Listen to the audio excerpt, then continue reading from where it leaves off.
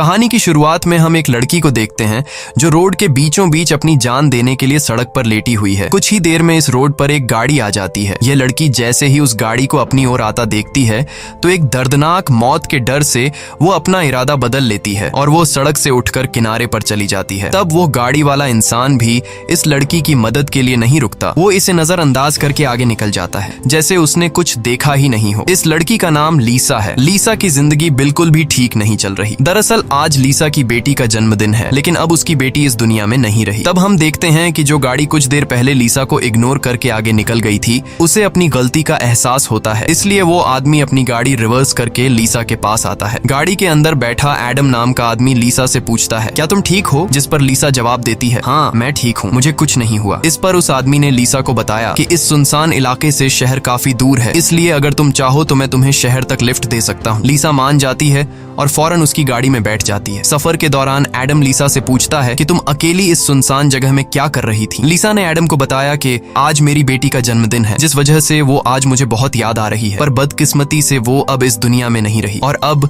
मैं बिल्कुल अकेली हूँ। कोई भी ऐसा नहीं है इस दुनिया में जिससे मैं अपना कह सकूं। लीसा की ये बात सुनकर एडम कहता है, अच्छा इस वजह से तुम रास्ते के बीचों बीच मरने के लिए लेटी हुई थी? जवाब में लीसा ने कहा, मैं मरना नहीं चाहती, बस एक बार किसी तरह से अपनी बेटी से मिलना चाहती हूँ। तभी लीसा कार का रेडियो ऑन कर लेती है। रेडियो पर एक न्यूज चल रही होती है। रिपोर्टर बताता है कि जंगल में एक सीरियल किलर घूम रहा है और आज सुबह इस किलर ने 2 और लड़कियों को मार दिया है। पुलिस के पास उस किलर की तस्वीर तो नहीं है, लेकिन उन्हें इसके बारे में ये जानकारी मिली है कि कातिल एक गोरे रंग का आदमी है जिसके पास ब्राउन कलर की गाड़ी है और उसके दाहिने हाथ पर एक क्रॉस का निशान है। ये खबर सुनकर लीसा के पैरों तले जमीन खिसक जाती है, क्योंकि रिपोर्टर रेडियो पर जिस कातिल का हुलिया बता रहा था वो कोई और नहीं बल्कि एडम ही था। उसके हाथ में क्रॉस का निशान देखकर लीसा बहुत ज्यादा डर जाती है। इससे पहले कि लीसा खुद को बचाने के लिए कुछ कर पाती, तभी एडम अचानक जोर से कार का ब्रेक लगाता है, जिससे लीसा का सर तेजी से कार की डैशबोर्ड से जा टकराया और लीसा बेहोश हो गई। कुछ देर बाद जब लीसा की आंखें खुलीं, तब उसने खुद को एक अजीब से बंकर में कैद पाया जो चारों ओर से लोहे की मजबूत दीवारों से बना हुआ था। लीसा खुद को इस बंद जगह में कैद पाकर बहुत ज्यादा घबरा जाती है और मदद के लिए चिल्लाने लगती है, लेकिन उसकी मदद करने कोई नहीं आया। हम देखते हैं कि लीसा को एक अलग तरह का सूट पहनाया गया है और उसके हाथ में एक घड़ी भी पहनाई गई है। लीसा उस घड़ी को निकालने की बहुत कोशिश करती है, लेकिन वो घड़ी इतनी मजबूत थी कि काफी कोशिश के बाद भी वो उसके हाथ से नहीं निकलती। आखिर में जब उसे रियलाइज होता है कि इस जगह से निकलना इम्पॉसिबल है, तो वो थक हार कर एक जगह में बैठकर रोने लग जाती है। तभी अचानक उस चेंबर का दरवाजा खुला। लीसा ने देखा कि दरवाजे के दूसरी ओर एक सुरंग है। उस सुरंग के एंड से रोशनी नजर आ रही थी। लीसा को समझ आया कि अगर इस जगह से बाहर निकलना है तो इस सुरंग से होकर निकलना पड़ेगा। लीसा खुश हो जाती है कि उसे बाहर निकलने का रास्ता मिल गया है, लेकिन जैसे ही वो सुरंग के अंदर चली गई, तभी अचानक उसके पीछे उस चेंबर का दरवाजा अपने आप बंद हो गया। ये देखकर लीसा की सांस रुक गई और अब उसे समझ आया कि वो पहले से भी ज्यादा खतरनाक जगह में फंस गई है। तभी अचानक लीसा के हाथ में बंधे ब्रेसलेट में अलार्म बजने लगा और 11 मिनट का टाइमर सेट हुआ। ये देखकर लीसा समझ गई कि मुझे 11 मिनट में यहाँ से निकलना होगा, नहीं तो मैं हमेशा के लिए यहाँ पर बंद रह जाऊंगी। इसीलिए लीसा अपने हाथों और पैरों के बल रेंगती हुई जल्दी से उस रोशनी की तरफ बढ़ने लगी। लेकिन जैसे ही वो उस रोशनी के करीब होती जा रही थी, तभी अचानक उस सुरंग का आगे का दरवाजा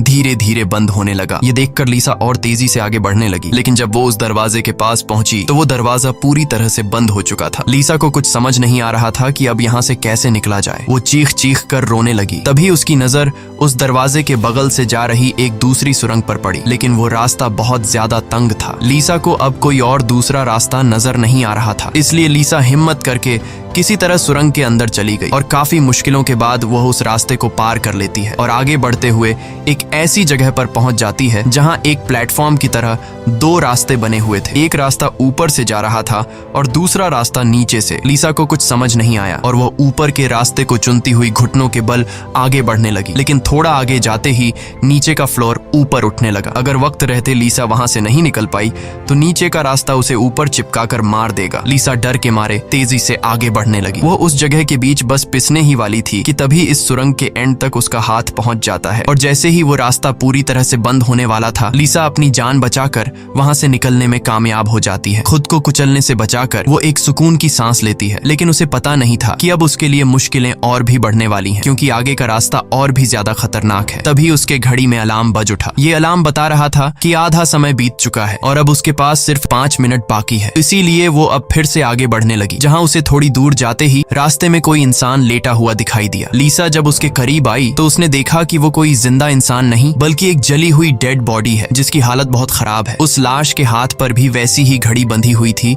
जैसी लीसा के हाथों पर बंधी थी। लीसा को समझ आ गया कि ये इंसान भी मेरी तरह इस सुरंग से निकलने की कोशिश कर रहा था, लेकिन वो यहाँ से निकलने में कामयाब नहीं हो सका और मारा गया। मतलब यहाँ से निकलना इम्पॉसिबल है। इस डेड बॉडी को देखकर लीसा की यहाँ से निकलने की बची कुची उम्मीद भी टूट गई, लेकिन उसने किसी तरह हिम्मत जुटाई और इस डेड बॉडी को साइड पर करके आगे बढ़ने लगी। जब वो घड़ी की तरफ देखती है तो उसके पास सिर्फ 2 मिनट का टाइम बचा हुआ था, इसीलिए वो और तेजी से आगे बढ़ने लगी। तभी अचानक एक मजबूत लोहे की सलाखों ने आकर उसका रास्ता रोक दिया। साथ ही उस सुरंग की दीवारों में से ढेर सारे हीटिंग पाइप निकलकर बाहर आने लगे और उस जगह को गर्म करने लगे। ये देख लीसा पूरी तरह से घबरा गई। वो समझ गई कि जल्द ही उसकी भी लाश उस जले हुए इंसान की तरह इस सुरंग में पड़ी होगी। उसे आगे क्या करना है कुछ समझ नहीं आ रहा था। तभी उसके पीछे दीवार का एक छोटा सा सेक्शन खुल गया, जिसे देख लीसा पीछे की तरफ रेंगती हुई उसके अंदर घुस गई। अगले ही पल एक कांच के दरवाजे ने इस सेक्शन को पूरी तरह से बंद कर दिया। जैसे ही लीसा के हाथ में बंधी घड़ी में टाइमर 0 पर पहुंचा, तभी उन हीटिंग पाइप से आग फुंवारे की तरह निकलने लगी और देखते ही देखते वो पूरी सुरंग आग की लपटों में डूब गई। लीसा जिस सेक्शन में बंद थी वह पूरी तरह से सिक्योर था, जिस वजह से उसकी जान बच गई। कुछ देर बाद वो हीटिंग पाइप्स वापस दीवार में चली गईं। लीसा जिस सेक्शन में बंद थी उस चेंबर का दरवाजा खुल गया। लीसा ने जो कुछ अभी अपनी आंखों के सामने देखा उस वजह से लीसा उस सेक्शन से बाहर नहीं निकलना चाहती थी, पर उस सेक्शन की दीवार लीसा को बाहर धकेल देती है और पहले की तरह अपने आप सुरंग से जुड़ गई। लीसा जैसे ही वहां से बाहर आई तभी उसकी घड़ी में फिर से 11 मिनट का टाइमर सेट हुआ। वह जैसे ही थोड़ा आगे बढ़ी तभी उस सुरंग का ऊपरी हिस्सा नीचे आने लगा और बिल्कुल उसके साथ आकर चिपक गया। बस इतना गैप बचा कि वो रेंगते हुए यहाँ से आगे निकल सके। लीसा अब पूरी तरह से बेबस हो चुकी थी। वो जोर जोर से रोने लगी। जब उसकी नजर घड़ी पर पड़ी तो वहां उसका टाइम खत्म हो रहा था, जिसका मतलब था कि अब से ठीक 11 मिनट बाद फिर से उस सुरंग में आग का सैलाब आएगा और लीसा को राख कर देगा। वो सोचती है कि इतनी बुरी मौत मरने से अच्छा है कि क्यों ना एक बार फिर से वो यहाँ से निकलने की कोशिश करे। इसीलिए वो फिर से हिम्मत करके अपनी जान बचाने के लिए पीठ के बल अपने हाथों के सहारे रेंगते हुए आगे बढ़ने लगी। थोड़ी दूर ऐसे ही रेंगते हुए जाने के बाद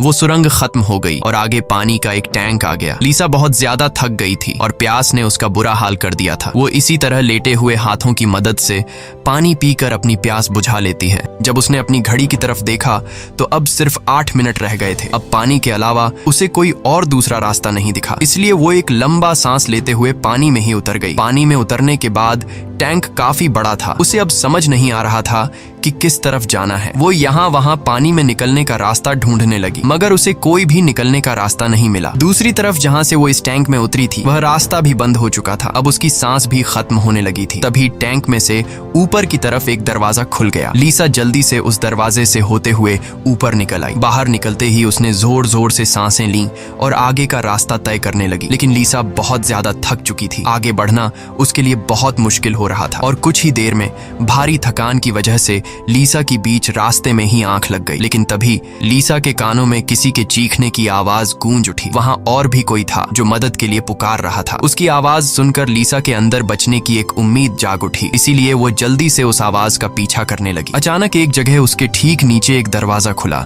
जिसके अंदर उबलता हुआ तेजाब था। लीसा उस तेजाब में गिरने से बाल बाल बची। वो तेजाब इतना खतरनाक था कि एक मजबूत लोहे को भी कुछ सेकंड में पिघला देता। लीसा जल्दी से अपने कपड़े का एक टुकड़ा काटती है और उसे टेस्ट करने के लिए तेजाब में डुबोती है। कपड़ा कुछ ही सेकंड में काली राख में बदल जाता है। ये देखकर वो बहुत ही संभल कर आगे बढ़ती है। वो अपने हाथों और पैरों को उस गड्ढे के किनारों पर रखकर उस जगह को पार करने ही वाली थी कि तभी उसका घुटना तेजाब में लग जाता है, जिससे लीसा दर्द से चीख पड़ी। खुशकिस्मती से उसके सूट की वजह से उसका घुटना गलने से बच गया, लेकिन उसके घुटने पर एक गहरा जख्म बन गया था। अच्छी बात ये थी कि अब वह मदद की आवाज काफी करीब से आ रही थी। लीसा अपना दर्द भूलकर फिर से उस आवाज का पीछा करने लगी और आखिरकार वो एक लोहे की ग्रिड के पास जा पहुंची। उससे कुछ दूरी पर एक और ग्रिड थी जिसके पीछे एक आदमी था। उस आदमी ने भी लीसा की तरह हाथ में घड़ी और सूट पहना था। लीसा उससे कहती है कि देखो मेरी बात सुनो, हम दोनों यहाँ पर फंसे हुए हैं। अगर हम एक दूसरे की मदद करें तो यहाँ से निकल सकते हैं। लेकिन वो आदमी काफी लंबे समय से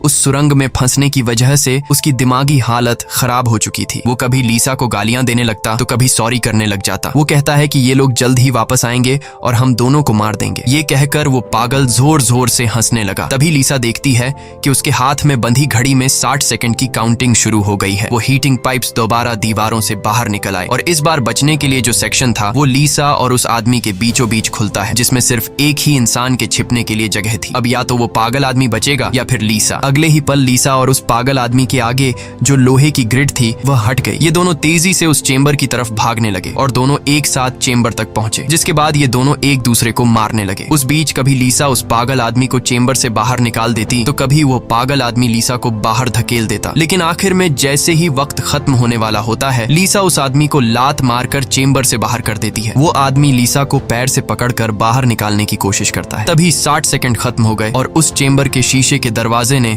उस आदमी का हाथ काट दिया। दर्द से वो आदमी चिल्ला उठा। तभी लीसा की नजर उस आदमी के हाथ पर पड़ी जिस पर क्रॉस का टैटू बना हुआ था। उस टैटू को देखकर लीसा समझ जाती है कि ये आदमी कोई और नहीं बल्कि उसे कार में बेहोश करने वाला सीरियल किलर एडम है। अब लीसा की सारी कंफ्यूजन दूर हो गई। पहले लीसा को लग रहा था कि एडम ने इसे यहाँ कैद करके रखा है, लेकिन उसकी ये सोच गलत थी क्योंकि एडम बेचारा तो अब खुद मौत के मुंह में था। इतने में ही लीसा की घड़ी पर 11 मिनट का वक्त पूरा हो गया और उन हीटिंग पाइप्स से निकलती तेज आग ने कुछ ही सेकंड्स में एडम को राख में बदल दिया। अपनी आंखों से एडम की इतनी भयानक मौत देखकर लीसा डर के मारे कांपने लगी। कुछ देर बाद सेक्शन के अंदर एक छोटे सुरंग में से एक रोबोट आता है। वह एक बहुत ही भयानक सा स्कल था। ये रोबोट लीसा को कोई नुकसान नहीं पहुंचाता बल्कि उसके तेजाब से जले हुए घुटने को ठीक कर देता है। लीसा ने उससे पूछा कि वो कौन है और उसे यहाँ क्यों लेकर आया है। जवाब में उस रोबोट के मुंह से एक टूल निकलता है और वो टूल लीसा के सूट के साथ कनेक्ट हो जाता है। उस टूल की मदद से लीसा को फ्लैशबैक की सारी बातें याद आने लगती हैं, जब वो कार में एडम के साथ थी और उसे एडम की सच्चाई का पता चलने पर एडम की उसके साथ झड़प हो गई थी। उस दौरान एडम ने लीसा पर चाकू से सीने पर वार किया और कार से बाहर फेंक दिया था। उसी पल लीसा को आसमान से उसकी ओर आती एक सफेद रोशनी दिखाई दी थी, जिसके बाद लीसा वापस प्रेजेंट में आती है। लीसा को अब एक बात समझ आ जाती है कि उन एलियंस ने ही दरिंदे एडम से उसकी जान बचाई थी और उसे यहाँ लाए थे, लेकिन वो उसे यहाँ क्यों लाए थे ये बताए बिना ही वो रोबोट वहां से निकल गया। लीसा ये भी समझ जाती है कि ये लोग जो भी हैं वे उसे मारना नहीं चाहते, बस उसे इस गेम को पार करना होगा, तभी वो यहाँ से निकल पाएगी। लीसा अब आगे का रास्ता तय करने उस चेंबर से बाहर आ गई। एडम का कटा हुआ हाथ भी वहां पर पड़ा हुआ था। उसी समय लीसा को उस कटे हाथ पर टाइमर के नीचे कुछ सिंबल्स दिखाई दिए। लीसा उन सिंबल्स का मतलब समझने की कोशिश कर ही रही थी कि तभी एक घूमता हुआ पंखा उसकी ओर आने लगा। उसे देख लीसा अपनी जान बचाने के लिए पीछे हटने लगी और उससे बाल बाल बचती हुई एक छेद से ऊपर की सुरंग में चली गई। तभी अचानक उसे सुरंग के ऊपर से किसी के चलने की आवाज सुनाई दी। वो आवाज एक जगह पर जाकर रुक गई। उस जगह पर सुरंग का ढक्कन खुला और उसमें से एक भयानक सा क्रीचर उतरा, जो देखने में तो इंसान था लेकिन जानवरों की तरह घुरा रहा था। उसका शरीर पूरी तरह से जल चुका था और उसकी आंखें सफेद पत्थर की तरह चमकदार थीं। तभी लीसा की नजर उसके कटे हुए हाथ की तरफ गई। उसका कटा हुआ हाथ देखकर लीसा समझ गई कि वो कोई और नहीं बल्कि एडम है, जो जलने के बाद एक राक्षस में बदल चुका है। अब वो लीसा को मारना चाहता था। एडम की आंखें जल गई थीं, इस वजह से वह लीसा को देख तो नहीं सकता था पर वो सुन सकता था। लीसा चुपचाप धीरे धीरे आगे बढ़ने लगती है, लेकिन तभी उसकी घड़ी के फर्श पर टकराने से एक हल्की सी आवाज गूंज उठी, जिससे एडम को उसकी भनक लग गई और तेजी से लीसा को मारने के लिए उसके पीछे आने लगा। लीसा उसके हाथ लगने ही वाली थी कि तभी लीसा एक पतली सुरंग से उस पार चली गई। एडम को कुछ नजर न आने की वजह से वह उस जगह को पार नहीं कर पाया। लीसा उस सुरंग से आगे बढ़ती हुई एक ऐसी जगह पर पहुंची जहां उसके पास आगे जाने के लिए 2 रास्ते थे। लीसा को कुछ समझ नहीं आ रहा था कि किस रास्ते को चुनना चाहिए। वह बहुत सोचने के बाद जब उसे कुछ समझ नहीं आता तो वह एक अंदाजे से लेफ्ट वाले सुरंग में घुस जाती है। सुरंग के बाहर एक कमरा था जिसकी चारों ओर कांच की दीवारें थीं। उन दीवारों पर लीसा को उसके पैदा होने से लेकर अपनी बेटी को जन्म देने तक की सारी यादें दिखाई दे रही थीं। वहां लीसा ने यह भी देखा कि किस तरह उसकी लापरवाही की वजह से उसकी बेटी की जान चली गई। लीसा अपनी बेटी को याद करके बहुत रोने लगती है। तभी उसने देखा कि ऊपर छत से एडम फिर से उसके पीछे आ रहा है, लेकिन लीसा उससे अपनी जान छुड़ाकर एक दूसरे सुरंग में पहुंच जाती है, जहां उसने कुछ ऐसा देखा जिससे उसकी खुशी का ठिकाना नहीं रहा। उसने देखा कि उस सुरंग के खत्म होने पर बाहर नीला आसमान चमक रहा है। अपनी आजादी को इतने करीब से देखकर लीसा में दोबारा हिम्मत आ गई, लेकिन उस सुरंग को पार करने के लिए उसे एक कंटीले रास्ते से होकर गुजरना पड़ेगा। अब सिर्फ 60 सेकंड का टाइम बचा हुआ था। अगले ही पल हीटिंग पाइप्स भी दीवार से बाहर निकल आए, जो 60 सेकंड्स खत्म होते ही उस जगह को आग से भरने वाले थे। लीसा बिना टाइम जाया किए इन कांटेदार तारों के नीचे से जाने लगी, जिससे वो कांटेदार तार उसकी बॉडी में घुसकर लीसा की पीठ बुरी तरह से काट देते हैं। लीसा बहुत ज्यादा तकलीफ में होती है और उसके पीठ से बहुत ज्यादा खून निकलने लगता है, लेकिन लीसा खुद की परवाह किए बिना धीरे धीरे आसमान की तरफ बढ़ने लगी। तभी पीछे सुरंग में चेंबर खुला, जिसमें एडम झट से जाकर छिप गया। अब कुछ ही देर में आग का सैलाब आने वाला था। खून से लथपथ लीसा बाहर निकलने की कोशिश में थी, लेकिन बहुत ज्यादा खून बहने की वजह से अब आगे बढ़ना उसे मुश्किल हो रहा था। उसकी आंखें धुंधली हो रही थीं। तभी 60 सेकंड्स खत्म हो गए और अगले ही पल वहां आग बरसनी शुरू हुई। उससे पहले कि वो आग का सैलाब लीसा को भी अपनी चपेट में लेता, लीसा के ठीक नीचे एक द्वार खुला और वो नीचे एक चेंबर में जा गिरी और बेहोश हो गई। थोड़ी देर बाद जब लीसा की आंख खुली तो उसने देखा कि वो फिर से उसी जगह पर आ गई है जहां से उसने बढ़ना शुरू किया था। यानी अब तक उसने जितनी भी मेहनत की यहाँ से निकलने की, वो सारी जाया चली गई। ये देखकर लीसा अब पूरी तरह से टूट चुकी थी। तभी वो रोबोट उसकी मरहम पट्टी के लिए दोबारा आ जाता है। लीसा ने उसे मरहम पट्टी करने से रोका, क्योंकि वो दोबारा ये सब दोहराने के लिए तैयार नहीं थी। उसने रोबोट से कहा कि वो अब सिर्फ मरना चाहती है। उस रोबोट ने लीसा की बात मान ली और उसके मुंह से एक इंजेक्शन निकलकर लीसा के शरीर की तरफ बढ़ने लगा। तभी लीसा को एडम के हाथ पर बने हुए निशान याद आ गए। वो समझ गई कि जरूर वो निशान यहाँ से बाहर निकलने का रास्ता बताते हैं, इसलिए वो अपने खून से दीवार पर एडम के हाथ पर बने हुए निशान बनाने लगी, जिसे काफी गौर से देखने के बाद लीसा को पता लगा कि ये तो एरो है जो यहाँ से निकलने की डायरेक्शन बताते हैं। जैसे कि पहला एरो लेफ्ट साइड की तरफ मुड़ा हुआ था, जिसका मतलब रास्ते में आने वाली पहली 2 सुरंगों में से उसे लेफ्ट साइड वाली सुरंग के अंदर जाना चाहिए। दूसरे नंबर का एरो राइट साइड की ओर मुड़ा हुआ था, यानी पहली सुरंग को पार करने के बाद जब फिर से एक साथ 2 सुरंगें आएंगी तब राइट साइड वाली सुरंग के अंदर जाना चाहिए। उसे लगा कि जरूर मेरे हाथ की घड़ी के नीचे भी इसी तरह के सिंबल्स बने होंगे जो यहाँ से बाहर निकलने की डायरेक्शन बताते हैं। ये समझते ही लीसा ने उस रोबोट से उसके जख्मों को ठीक करने को कहा। जख्मों की मरहम पट्टी होते ही वो एक नई उम्मीद के साथ फिर से इन टनल्स में निकल पड़ी। लीसा पहले भी इन सुरंगों से गुजर चुकी थी, इसलिए वह बड़ी आसानी से उन सुरंगों को पार करते हुए आगे बढ़ने लगी और उस तेजाब से भरे गड्ढे के पास जाकर रुक गई। वहां उसने अपनी घड़ी को तेजाब में जलाकर उसे अपनी कलाई से अलग किया। उसकी कलाई पर भी ठीक वैसे ही सिंबल्स थे जैसे एडम के हाथ पर थे, बस उनमें थोड़ी बहुत चेंजिंग थी। लीसा उस जली हुई घड़ी को अपने हाथों में लिए हुए आगे बढ़ने लगी और उस जगह पर पहुंच गई जहां उसने पहली बार इन 2 टनल्स में से लिफ्ट वाले टनल को चुना था, लेकिन सिंबल्स के मुताबिक सही सुरंग राइट वाली है। वो जल्दी से राइट वाली सुरंग में चली गई, जहां आगे जाकर उसे 2 और सुरंगें मिली जिनमें सही सुरंग लेफ्ट वाली थी। इसी तरह लीसा अपने हाथ पर बने निशान की मदद से हर बार सही रास्ता चुनकर आगे बढ़ रही थी, लेकिन तभी एक बार फिर से एडम उसके पीछे पड़ गया। यहाँ लीसा समझदारी से काम लेते हुए एडम को गुमराह करने के लिए एक सुरंग के अंदर अपनी घड़ी फेंक दी और खुद दूसरी सुरंग में छिपकर बैठ गई। एडम घड़ी की आवाज का पीछा करते करते दूसरी सुरंग में घुस गया। एडम के जाते ही जब लीसा ने अपनी कलाई पर बने सिंबल्स चेक किए तो उसे पता चला कि उसने एडम को जिस सुरंग में भेजा था वही सही सुरंग थी। ये देखकर लीसा बहुत ज्यादा परेशान हो गई। अब लीसा के पास कोई दूसरा रास्ता नहीं था, इसलिए वो धीरे से एडम जिस टनल में था वो भी उस टनल में घुस गई। ये टनल काफी अजीब सा था। ऐसा लग रहा था कि ये टनल जैसे किसी बड़े जानवर का पेट हो। लीसा धीरे धीरे आगे बढ़ने लगी। थोड़ा सा आगे जाकर उसने देखा कि उसकी घड़ी सामने पड़ी हुई है, लेकिन एडम भी वहाँ पर मौजूद है। एडम अब चूंकि देख नहीं सकता था, इसलिए लीसा चुपके से उस घड़ी को उठा लेती है, पर तभी घड़ी में 60 सेकंड्स बचे होने का अलार्म बजने लगा, जिसकी आवाज से एडम को लीसा की भनक लग गई। वह दोबारा लीसा का पीछा करने लगा। उससे बचने के लिए लीसा जिस रास्ते से आई थी उसी रास्ते से वापस भागने लगी। उस वक्त लीसा की घड़ी में 60 सेकंड्स का काउंटिंग शुरू हो चुका था और सुरंग से हीटिंग पाइप्स भी निकल आए थे। साथ ही सुरंग में बचाव चेंबर भी खुल चुका था। लीसा जल्दी से उस चेंबर में जाकर छिप गई। एडम भी वहां तक पहुंच जाता है, लेकिन अब काफी देर हो चुकी थी क्योंकि उस चेंबर को शीशे के दरवाजे ने बंद कर दिया था। यहाँ लीसा एडम को चिढ़ाने के लिए उसे मिडिल फिंगर दिखाती है, पर बदकिस्मती से इस बार आग बरसाने वाले हीटिंग ट्यूब्स आग बरसाए बिना ही अंदर चले गए, जिसके बाद चेंबर का दरवाजा भी खुल गया और अगले ही पल एडम लीसा पर टूट पड़ा। लीसा भी खुद को बचाने के लिए एडम से लड़ पड़ी और उस शैतान के सर को अपने पैरों से दबाने लगी। पीछे से चेंबर की दीवार भी लीसा को आगे की तरफ धकेलने लगा, जिससे उस शैतान एडम का सर कुचल गया और फाइनली लीसा को एडम से छुटकारा मिल गया। लीसा अब अपने रास्ते पर आगे बढ़ने लगी, जहां आगे चलकर उसे वापस 2 रास्ते मिले। उसकी कलाई पर बने सिंबल्स के मुताबिक उसे राइट वाले सुरंग से जाना था और ये उस भूल भुलैया की आखिरी सुरंग थी। लेकिन तभी लेफ्ट वाली सुरंग से एक लड़की बाहर निकल आई। उसे देख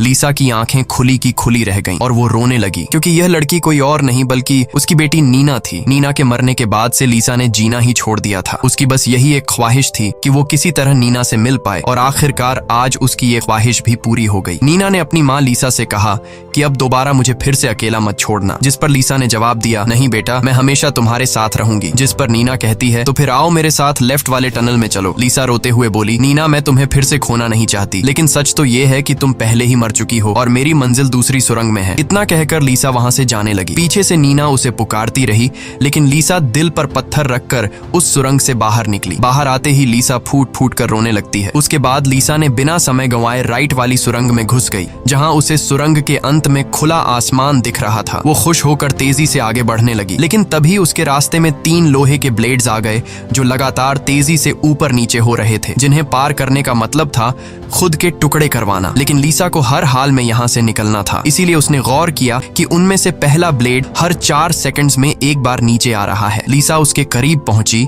और जैसे ही वो ब्लेड ऊपर गया तो 4 सेकंड्स पूरे होने से पहले झट से उस पार चली गई। उसके बाद वो दूसरे ब्लेड के पास पहुंच जाती है। इसी तरह दूसरा ब्लेड हर 3 सेकंड्स में नीचे आ रहा था। लीसा ने हिम्मत दिखाते हुए उसे भी पार कर लिया, लेकिन लास्ट वाला ब्लेड सिर्फ 2 सेकंड्स में नीचे आ रहा था, जिसे पार करना लीसा के लिए बहुत ही मुश्किल था। पर आजादी की चाहत में लीसा ने उसे भी पार तो कर दिया, लेकिन बदकिस्मती से उसका पैर ब्लेड के बीच आकर कट गया। लीसा का दर्द से बुरा हाल हो गया था, लेकिन लीसा अपने पैर की परवाह किए बिना सुरंग के एंड तक पहुंच जाती है, जहां उसे खुला आसमान नजर आ रहा था। लेकिन जैसे ही उसने अपना हाथ सुरंग से बाहर निकालने के लिए आगे बढ़ाया, उसका हाथ सामने लगाए स्क्रीन पर जा लगा, जहां खुले आसमान का वीडियो चल रहा था। ये देखकर लीसा बहुत ज्यादा मायूस हुई। उसने कहा, मैंने वो सब कुछ किया जो मुझे करने को कहा गया था। उसके बाद वो पागलों की तरह हंसने लगी। तभी सुरंग से हीटिंग पाइप्स निकल आए, क्योंकि अब कुछ देर बाद 11 मिनट का टाइम खत्म होने वाला था। लीसा अब सुकून से मौत का इंतजार करने लगी, लेकिन इस बार वो हीटिंग पाइप्स उसे जलाए बिना ही वापस सुरंग में चली गई। तभी अचानक सुरंग का ऊपर का हिस्सा खुल गया और एक तेज रोशनी लीसा पर पड़ी। लीसा का शरीर अपने आप हवा में उठने लगा